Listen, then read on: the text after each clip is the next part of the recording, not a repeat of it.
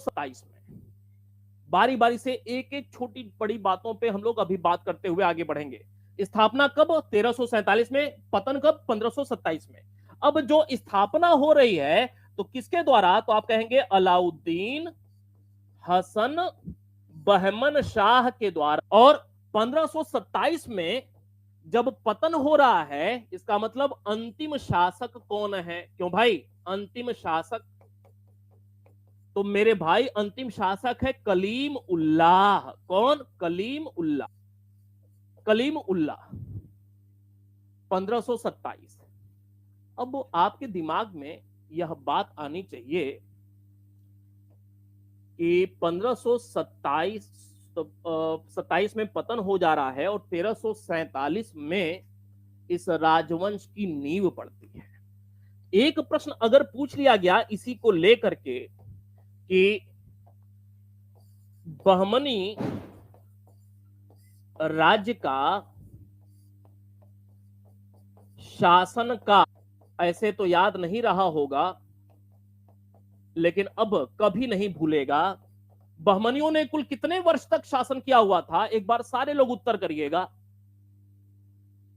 कुल कितने वर्ष तक शासन इनके द्वारा किया गया था? 1527 में अंतिम, 1347 में शुरुआत। क्या हो जाएगा? तो आप कहेंगे शासनकाल बहमनियों का कुल 180 वर्षों का रहा है। कितने वर्ष? 180 वर्ष। इस 180 वर्ष में, इस 180 वर्ष में 186 नहीं भाई, 180। कितने शासक हुए? कितने शासक?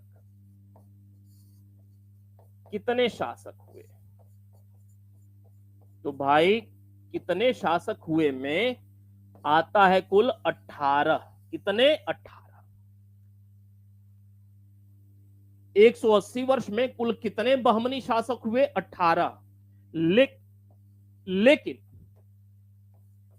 लेकिन मुख्य रूप से, मुख्यतः हम लोग अध्ययन करते हैं, हम लोग अध्ययन करते हैं,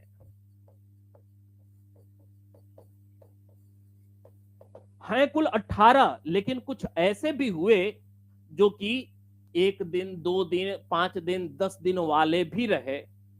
अब कुछ करने के लिए इतिहास में इनके नाम के साथ कुछ काम नहीं जुड़ा, तो ऐसे में इतिहास ऐसे लोगों को महत्व देता नहीं है, भूल जाता है।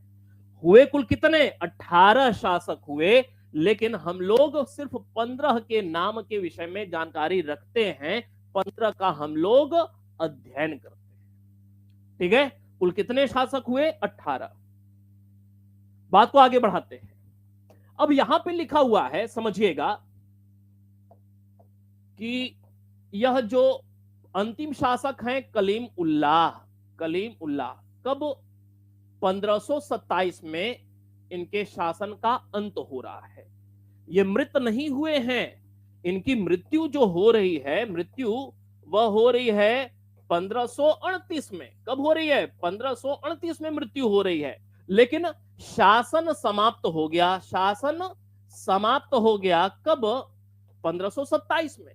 ठीक वैसे ही जैसे बहादुर शाह जफर, अंतिम मुगल शासक, की मृत्यु 1862 में होती है, लेकिन शासन 1857 में समाप्त हो गया।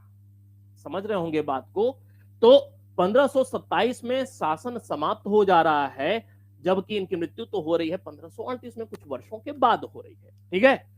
अब समझने की बात यह है कि शासन समाप्त हो जा रहा है, तो एक प्रश्न कि क्या अंतिम अंतिम जो बहमनी शासक है, क्या ये बाबर का समकालीन कहा जाएगा? क्या बाबर का समकालीन? क्यों भाई? एक प्रश्न छुपा हुआ है, इस वजह से इस बात पे जोर देना नितांत आवश्यक है। बाबर का समकालीन, क्योंकि प्रश्न ऐसे पूछा हुआ है कि जब बाबर ने आक्रमण किया, जब उत्तर भारत में मुगलों की स्थापना हुई तो विजयनगर का शासक कौन था? तो हम लोग कृष्णदेव राय का नाम, क्यों भाई? कृष्णदेव राय का नाम जानते हैं कि कृष्णदेव राय के नाम का उल्लेख भी बाबरनामा में बाबर ने किया हुआ है। नहीं तो वैसे ही यह प्रश्न भी बनता है जो कि नहीं पूछा हुआ है कि जब बाबर का शासन शुरू हुआ, जब उत्तर भारत में मुगल साम्राज्य की शुरुआत हुई, तो उस समय बहमनी शासक कौन था? जो था वह अंतिम ही सही, लेकिन कोई ना कोई तो था जिसके शासन का अंत 1527 में होता है। 1526 में मुगल साम्राज्य की स्थापना हो जाती है पानीपत के युद्ध के साथ ही, 1526 में ही। और 1527 में शासन का अंत हो रहा है, अंतिम बहमनी शासक कलीमुल्ला का। तो बाबर का समकालीन है क्या? निश्चित रूप से बाबर का समकालीन। कोई दो राय तो यहां पे नहीं है ना भाई, आसानी से सारी बातें स्पष्ट हो रही होंगी। बात को आगे बढ़ाते हैं, समझिएगा कुछ और बातें। राजधानी को लेकर के, बहमनियों की राजधानी,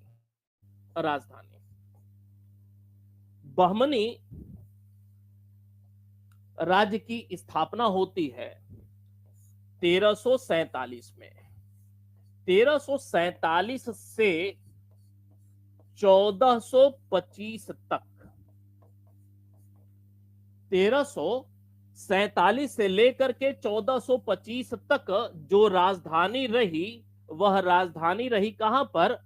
गुलबर्गा में। कहां पे? गुलबर्गा में। ठीक है। जबकि 1425 में राजधानी परिवर्तन होता है। प्रश्न पूछा हुआ है, 1425 में राजा है अहमद शाह। ये वही अहमद शाह हैं जिन्हें संत के नाम से जाना जाता है, जिन्हें वली के नाम से जाना जाता है, क्योंकि एक सूफी संत हैं, चिश्ती संत गेसू दराज, गुलबर्गा वाले। गेसू दराज से इनका काफी नजदीकी सानिध्य वाला संबंध था, इसी वजह से इन्हें संत या वली के नाम से जाना जाता। ठीक है। ताजुद्दीन फिरोज शाह के बाद अगला शासक आएगा अहमद शाह। 1425 में अहमद शाह के शासनकाल में राजधानी परिवर्तन होता है, और 1425 से कब तक? 1527 तक राजधानी परिवर्तन होकर के कहां चली गई? तो मेरे भाई आपको पहले ही स्पष्ट किया था कि यह वाला जो एरिया है, यह है बीदर का एरिया, और उसके ठीक नीचे है यह गुलबर्गा का एरिया है। शुरू में राजधानी कहां पर है? तो आप कहेंगे गुलबर्गा में, 1 नंबर।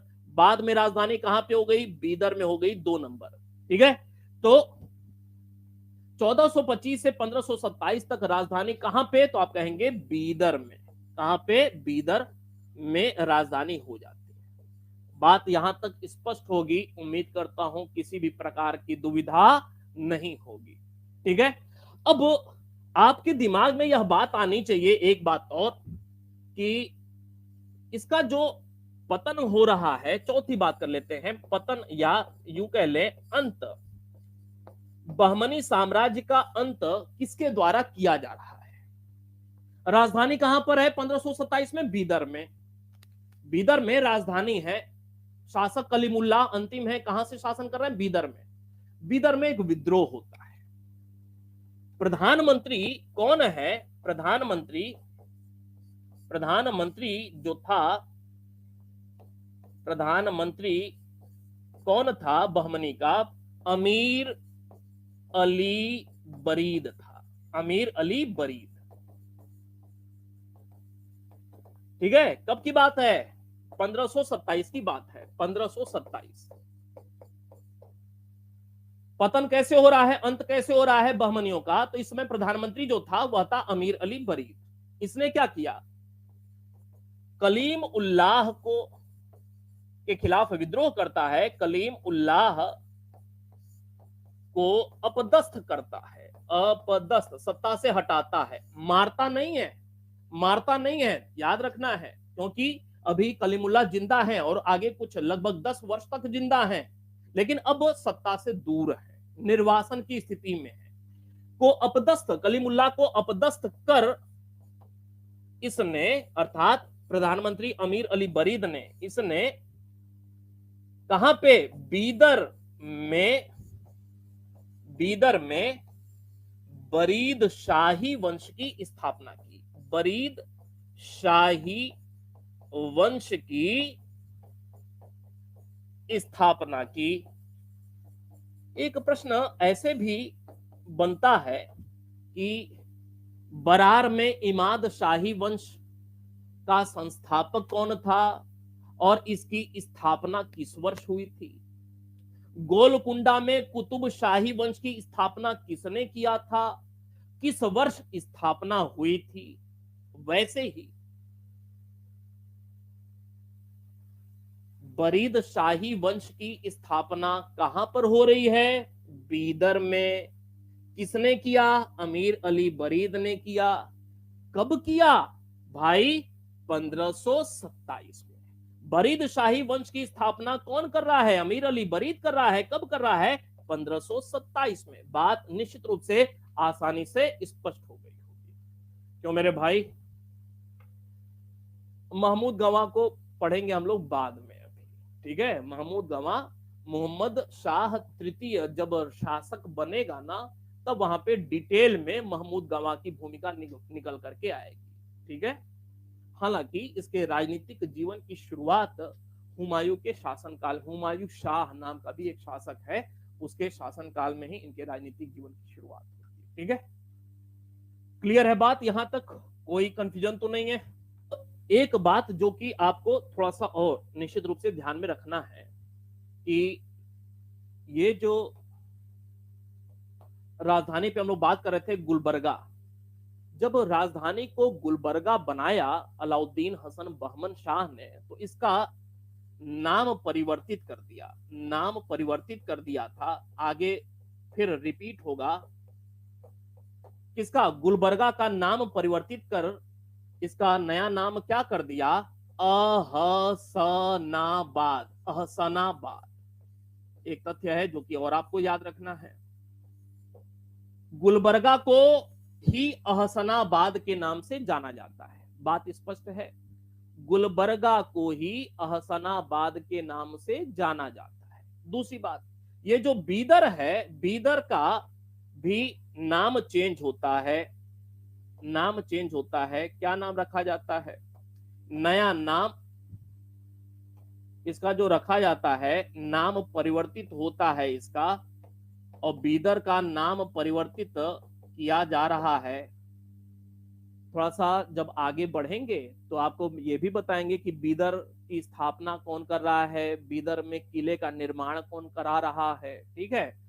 बीदर का नाम परिवर्तित हो रहा है, बीदर का, और इसका नाम मुहम्मदाबाद रखा जा रहा है। मुहम्मदाबाद। मुहम्मदाबाद दक्षिण भारत में बीदर के लिए कहा जा रहा है और गुलबर्गा को अहसनाबाद के नाम से जाना जाता है। बात आसानी से यहां तक स्पष्ट हो गई होगी। बात को अब आगे बढ़ाते हैं भाई।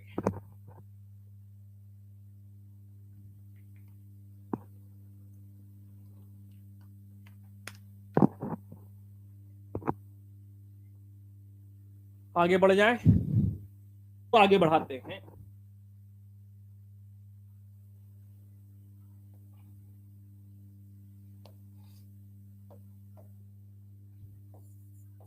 बहमनी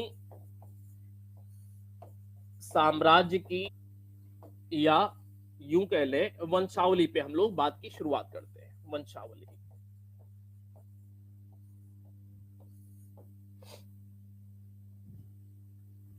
आमतौर पे लोगों के दिमाग में यह बात आती है कि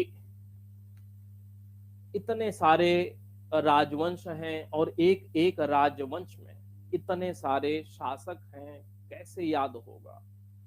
पहली बात तो यह है कि चूंकि